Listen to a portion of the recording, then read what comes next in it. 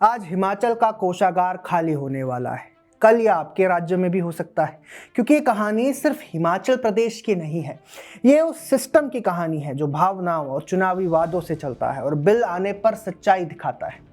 नमस्कार दोस्तों, आज हिमाचल प्रदेश को लेकर एक बड़ा शब्द चल रहा है, फाइनेंशियल क्राइसिस, यानी कि वित्तीय संकट। कहा जा रहा है कि अगर सेंटर से पैसा नहीं आया तो सरकारी नौकरियों पर कैंची चलेगी, सब्सिडी खत्म होगी, कर्मचारियों के लिए रुक जाएंगे। मतलब एक तरह से पैसों की बचत करनी पड़ेगी। अब मेरा सवाल बस सीधा सा है, क्या ये वित्तीय संकट, ये फाइनेंशियल क्राइसिस हिमाचल प्रदेश में अचानक आया है? आज हिमाचल की कांग्रेस सरकार और सीएम सुखविंदर सिंह सुक्खू का एक सीधा सा नैरेटिव है। 16th फाइनेंस कमीशन ने रेवेन्यू डेफिसिट ग्रांट बंद कर दी, इसीलिए हिमाचल संकट में है। वे एक प्रेस कॉन्फ्रेंस में कहते हैं कि आरडीजी कोई एहसान नहीं, हिमाचल प्रदेश का अधिकार है। अब सुक्खू जी कहते हैं कि जीएसटी की वजह से हिमाचल प्रदेश का रेवेन्यू कम हुआ है और कि बाकी राज्य आरडीजी पर इतने डिपेंडेंट नहीं है जितना कि हिमाचल है, क्योंकि उनके पास साधन है और टूरिज्म इंफ्रास्ट्रक्चर है। अब सीएम सुक्खू की बातों का ना सर है ना पैर, क्योंकि हिमाचल की टूरिज्म से कितनी आमदनी होती है वो तो पब्लिक रिकॉर्ड्स में उपलब्ध है। लेकिन मुख्यमंत्री फिर भी आरडीजी पर लीगल लड़ाई तक लड़ने के लिए तैयार हैं, यानी विलेन तय है और पीड़ित भी तय है। लेकिन सच्चाई दोस्तों हमेशा ऐसे थोड़ी ज्यादा अनकंफर्टेबल होती है। अब जरा समझते हैं 16th फाइनेंस कमीशन ने असल में किया क्या। वित्त आयोग कोई राजनीतिक पार्टी नहीं है दोस्तों, ना उसका काम चुनाव जीतना है ना नारे लगाना। उसका काम होता है देश के खातों को फ्यूचर प्रूफ करना। 16th फाइनेंस कमीशन ने साफ साफ लिखा कि अब राज्यों को परमानेंट ग्रांट डिपेंडेंसी से बाहर आना होगा। रेवेन्यू डेफिसिट ग्रांट कोई आजीवन सहारा नहीं है, ये एक टेम्पररी सपोर्ट है जब तक राज्य अपने खर्च और आमदनी को संतुलित करे। यानी सिग्नल साफ था, खर्च पर नियंत्रण लाइए, फ्यूचर लायबिलिटीज कम कीजिए और अपने रेवेन्यू बेस को मजबूत कीजिए। अब यहीं से असली कहानी शुरू होती है।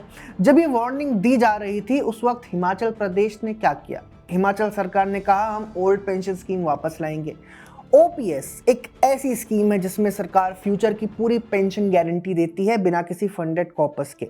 यानी जो गवर्नमेंट वर्कर आज काम कर रहा है उसकी पेंशन का बिल आने वाले दशकों तक राज्य के करंट बजट से चुकाया जाएगा।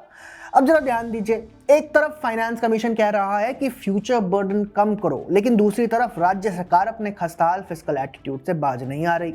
दोस्तों ओपीएस कोई भावनात्मक फैसला नहीं था, ये एक फिस्कल टाइम बॉम्ब था जिसे कांग्रेस पार्टी ने चुनाव के टाइम वोट बटोरने के लिए जमकर उछाला।